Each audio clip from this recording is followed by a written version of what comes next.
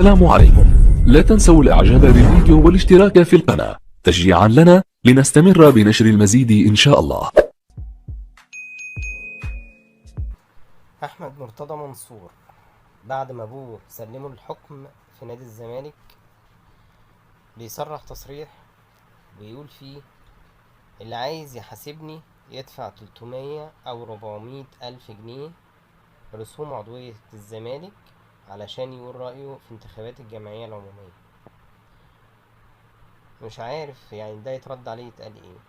هو يا أحمد يا مرتضى، هو جماهير نادي الزمالك كلها عشان تحاسبك أو تقول رأيها فيك أو في مجلس الإدارة هتبقى عضو جمعية عمومية؟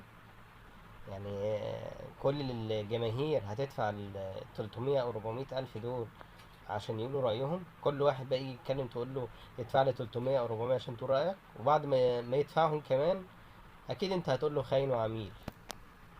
أكيد هتقول له أنت مش عايز مصلحة النادي، أنت مسؤول زي ما بتقولوا كده على ممدوح عباس.